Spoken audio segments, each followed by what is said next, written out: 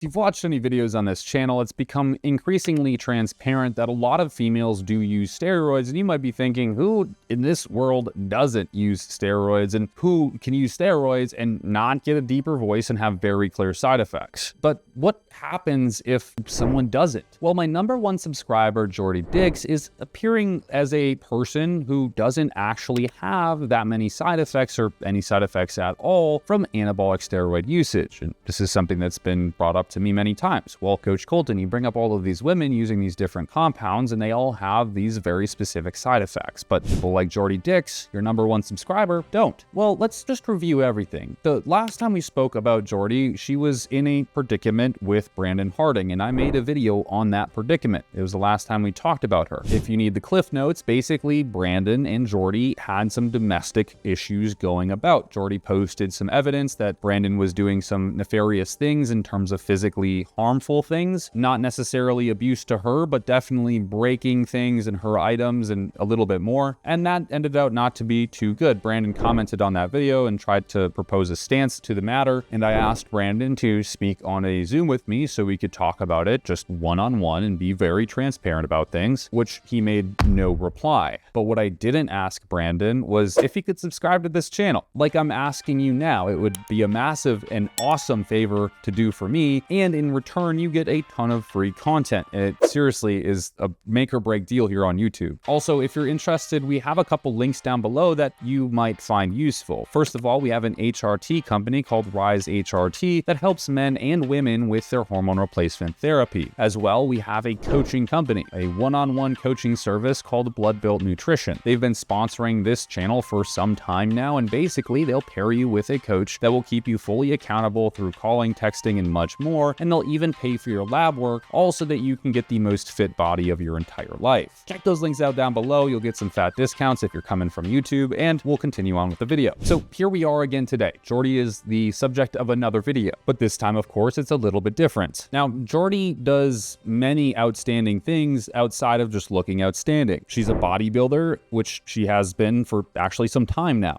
I don't know if she still plans on competing or anything, but that's worth noting. She's also a bop, and for those of the elderly in the crowd, the bopping means that she does OnlyFans. This is something we've spoken about at lengths on this channel before, and it's a definite issue in the fitness industry. However, Jordy does it at least a little bit more delicately, where a lot of fitness influencers are blatantly posting about it and using fitness as their medium to communicate that they have an OnlyFans. Jordy's not really doing that, but still, I think the social media profiles need to be differentiated and separated, because having fitness and OnlyFans, I think, can be very, very conflicting in terms of the viewing parties that, anyways, that's for a different video. What we're going to discuss today is very clearly Jordy's steroid usage. Now, Jordy decided to take competing very seriously after her first few preps. Now, the reason why I decided to become an unnatural athlete is because I went through prep in 2021, and it was a long and hard prep. It started at the end of 2020 and it ended in June of 2021. After that prep, it was very hard for my system to recover because I had been on prep for so long. I had gone through so harsh of extremes with my old protocols from my old coach that I worked with. And it was a really hard prep in general, and I feel like I lost a lot of size. I didn't have as much muscle mass as I needed to actually be a competitive athlete, even though I did place well through those competitions.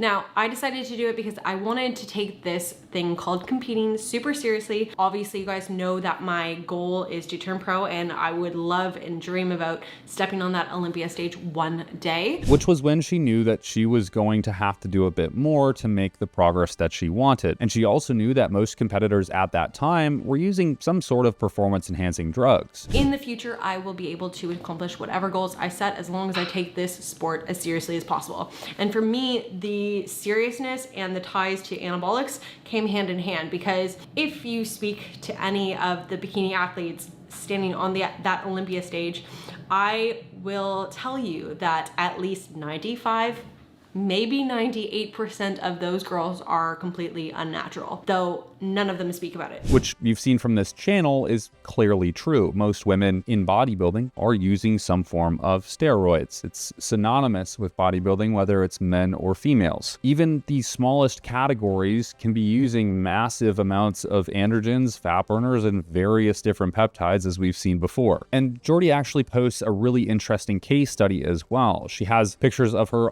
doing prep before PEDs and then doing prep with PEDs. From my experience of using anabolics, I have had tremendous results in terms of what my body has looked like from my first prep to my second prep. I'll put these pictures here because it's night and day and it's absolutely crazy to see. All of that comes down to the fact that 1, I was using anabolics, 2, I was training my ass off, 3, I was eating and fueling my body to put that muscle mass on, because even though you are assisted, you have to train hard, you have to put in the work, and you still have so much effort that needs to go into it. Just because you take a magic pill doesn't mean you're magically gonna grow muscles. And you can see that it looks almost unrealistically good. It's the massive appeal behind steroids and why everyone wants to use them, because of that sort of shocking transformation. It was 4 months after my first prep. I decided to completely give in my natty card, and I started off with Ostarine. Now, Ostarine is a SARM,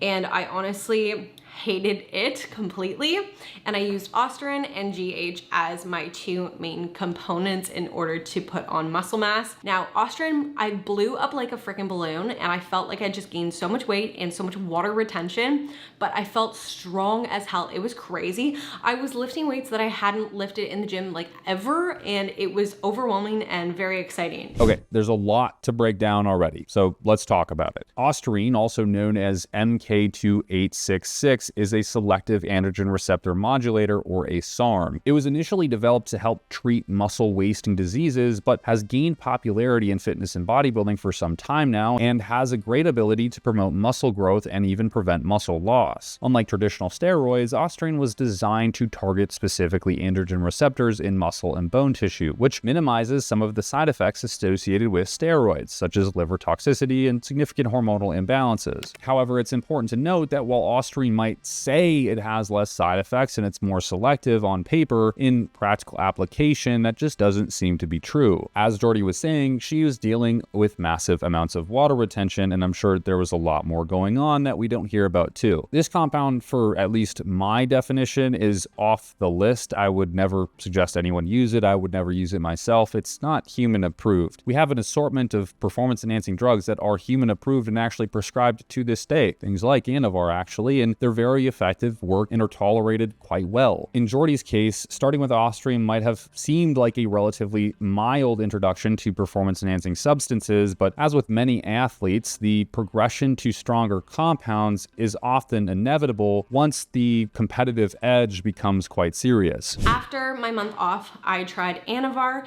and GH again. Through this entire process, I was on GH the entire time, just because it is a good thing to include in order to have healthy bones, skin, etc. It helps with recovery and everything in between. So GH was something that was just like a consistent throughout my entire anabolic usage. So she then moves to Anavar, which we all know my opinions on Anavar. However, she doesn't disclose the dose here. So if she was truly taking a low dose, something like 2.5 milligrams daily, that might be a situation where you could label it as a generally better choice compared to what most women are doing, which is 10 plus milligrams daily. The one thing that is good, though, is that her duration was relatively low. This is a very big positive because exposure length to certain pharmaceuticals, in this case steroids, can be the thing that does the most harm. You can give a female 1,000 milligrams of Anavar a day, and she probably won't have any notable side effects from that if you give it to her for 3 days, but give it to her for 4 weeks, there's some big issues that are going to start developing. Obviously, that's an extreme dose, but you get the analogy here. The thing is that sometimes women will take a low enough dose to where side effects aren't realized super quick, or at least at a high amplitude, but they're there and they're happening, just slow enough to where you don't notice the changes that are small and incremental. But she also says that she's using growth hormone, which I think is a phenomenal idea here because it doesn't act on the androgen receptor directly and cannot induce the secondary male characteristic development that you would get from running things like Anavar, various forms of Primo, and so on. Also, unlike the oral steroids that she was taking, growth hormone is non-hepatic toxic. It doesn't cause liver damage compared to the alternatives, and I think for that reason, plus not causing male secondary characteristics to develop in female, it's definitely preferable. And then after that month off, I was back in the UK,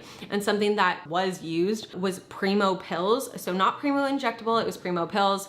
And I felt kind of like similar to Anavar, but it wasn't anything special. I preferred using Anavar, and I only used the Primo pills for about 4 weeks. She then switched to Primo acetate, a very similar compound to Anavar, but not quite. Both are dihydrotestosterone derivatives, which is a metabolite of testosterone, which in and of itself is more androgenic than testosterone. The benefit here is that these two compounds don't convert to downstream hormones like estrogen and prolactin. But this doesn't mean they're safe to use, however. We've discussed this in length before. They still cause varying degrees of side effects related to the activation of the androgen receptor, which when you activate that thing, you are going to inevitably, at least at a given amplitude, develop secondary male characteristics, virilization, if you will. After my first show, which was Callum's show in September, we decided to add in Aromacin. Aromacin, it's a big thing and it's a little bit scary because it's an estrogen blocker, and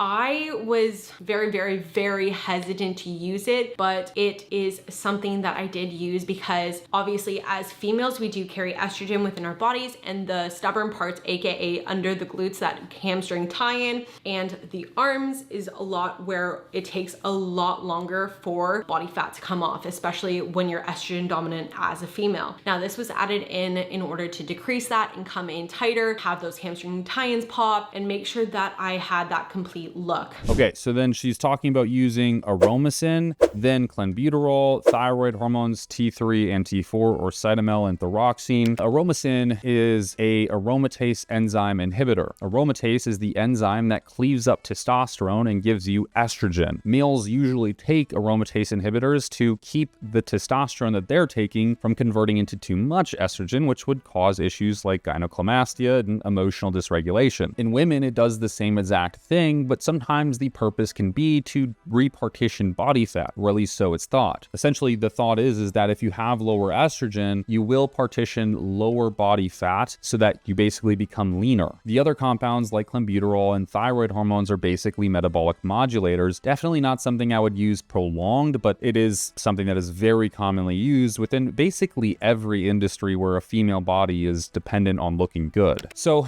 there's a lot of compounds coming in, going out. We have SARMs, we have Anavar, we have Primobolan, we have thyroid hormones, we have clenbuterol, we have growth hormone. There's a lot to decompartmentalize here. So let's do the age-old test on this channel and go back a reasonably good amount of time to see what kind of changes we can see, both vocally and I guess architecturally within her face. I'm going to start from 4 years ago, which would put us a little bit closer to current day, because I feel like if I go back any further, people might say that that's too far back and it's just her maturing. Okay, so here's one of those videos, a very different Jordy, if I'm being honest. Welcome back to my channel. Jordy here, back at it again with another video. Today's video, we are doing a fitness and nutrition Q&A. So I put out on a story on Instagram asking you guys what you guys want to know, anything related to fitness and nutrition, and I decided to go through a list of them and pick about 15 questions. Let's just fast forward to the most recent video, which will be kind of our baseline here. It is super comfortable and it has adjustable straps, so if you need to tighten the straps at all, you can, to pull up the girls if you need more support up top. This is honestly my favorite piece from the launch because I love a good bodysuit, but I will move on to the next outfit because this just like, it speaks for itself. It's so cute. Okay, so here's an interesting case where you watch this video, and if this was the first video that I showed you, you'd probably say that she was suffering from 0 side effects of her previous PED usage. However, when we do that deeper dive and we start to compare stuff from 2 or 3 years ago, you start to really be able to see the differences within her facial structure. While it's not significant, and I'm not calling Jordy ugly or anything like that, but there is changes, as well as in her vocal folds, or deepness of her voice, the raspiness of her voice. You see those changes present. Now, Jordy, I still accept you. I may be a ginger. I don't have a British accent. I'm being shady-ish.